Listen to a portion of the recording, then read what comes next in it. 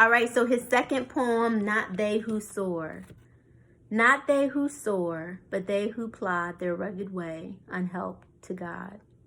Are heroes, they who higher fare and flying fan the upper air.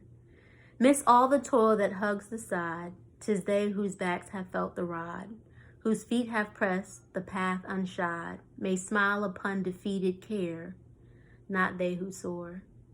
High up there are no thorns too broad, nor boulders lurking neath the clod, to turn the keenness of the share, for flight is ever free and rare. But heroes they, the soil who've trod, not they who soar. I love Dunbar. Whew, beautiful. And so we just see in these stanzas, he's bringing out what really makes a person worthy when we think about not they who soar.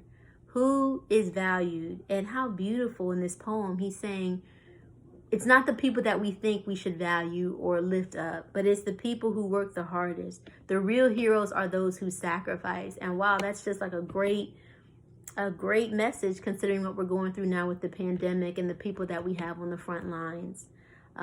Really, really beautiful. You can tell I'm just getting into this. I love poetry. Now I'm going to move on to Angelina Weld Grimke, Beautiful Nature. I love her poems of expression. She's writing from 1880 to 1958. And again, when we think about what Du Bois said about Black Americans expressing themselves and getting the chance and opportunity to kind of think about the world around them, to look at nature. We know in American literature during this time, we're seeing the naturalist movement, we're seeing Emerson, Thoreau, all of these great people. And so we have Angelina Grimke writing about nature and musing about the world around her. And so the idea that Black Americans now have the ability to really fully do things that exist in humanity, and that's like look at nature and find messages through nature. So a winter's twilight, a silence slipping around like death, yet chased by a whisper, a sigh, a breath. One group of trees lean naked and cold, inkling their crests against a sky green gold. One path that knows where the cornflowers were, lonely, apart, unyielding, one fur, and over it softly leaning down, one star that I loved ere the fields went brown. It's beautiful. The Black Finger. I have just seen a beautiful thing, slim and still, against a gold sky, a straight cypress, sensitive, exquisite, a black finger, pointing upwards. Why? Beautiful. Still finger, are you black? And why are you pointing upwards? I just love that. That's really beautiful. When the green lies over the earth. When the green lies over the earth, my dear, a mantle of witching grace. When the smile and the tear of the young child year dimple across its face. And then flee, when the wind all day is sweet with the breath of growing things. When the wooing bird lights on restless feet and chirrups and trills and sings to his lady love in the green above. Then, oh, my dear, when the youth's in the year, yours is the face that I long to have near. Yours is the face, my dear. But the green is hiding your curls, my dear, your curls so shining and sweet. And the gold-hearted daisies this many a year have bloomed and bloomed at your feet. And the little birds just above your head with their voices hushed, my dear, for you have sung and have prayed and have pled. This many, many a year, and the blossoms fall on the garden wall and drift like snow on the green below. But the sharp thorn grows on the budding rose, and my heart no more leaps at the sunset glow. For oh, my dear, when the youth's in the year, yours is the face that I long to have near. Yours is the face, my dear. Isn't that beautiful? How can you not love poetry? Okay, so we just see this wonderful revelry and expression and love and beauty in the simplest of things. So I think that's one of the great things about Grimke's writing is that we see in her poetry just an expression, an exploding of emotions, and the ability to kind of contemplate and even be whimsical with those emotions. So I love the poems of Angelina Grimke. All right, now heavy hitter here, Langston Hughes, Mother to Son.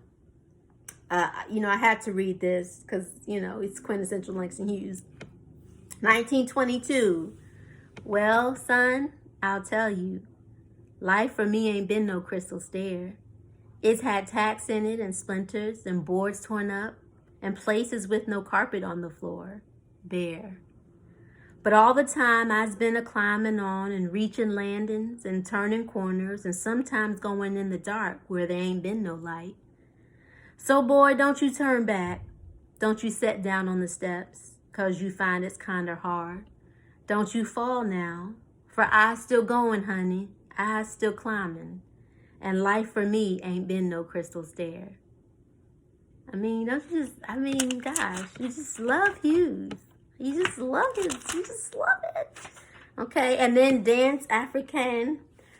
The low beating of the tom-toms, the slow beating of the tom-toms, low, slow, slow, low. Stirs your blood, dance. A night-veiled girl whirls softly into a circle of light. Whirls softly, slowly, like a wisp of smoke around the fire, and the tom-toms beat, and the tom-toms beat. And the low beating of the tom-toms stirs your blood. And so if you remember, we talked about in the slavery and freedom period, the drum, right? So the use of the talking drum, the idea of the use of the drum and how they were forbidden. And so you have in Danse Africaine, you have Hughes kind of giving us the rhythm. Low, low, slow, low. That's just beautiful when you think about just like the rhythm that he's bringing out through the poetry, and he's allowing his reader to experience that same rhythm. And so remember the Harlem Renaissance period of time where we see the emergence of different musical art forms like jazz, the idea of the Cotton Club and the parties. And so the musicality of African-American culture is represented in the poetry of Langston Hughes. And there's so many great Hughes poems that I could read for you, but I love that one. Song for a Dark Girl, I didn't assign that one, but I'm going to read it. Way down south in Dixie, break the heart of me. They hung my black young lover to a crossroads tree. Way down south in Dixie, bruised body high in air, I asked the white Lord Jesus, what was the use of prayer? Way down south in Dixie, break the heart of me. Love is a naked shadow on a gnarled and naked tree. That's deep.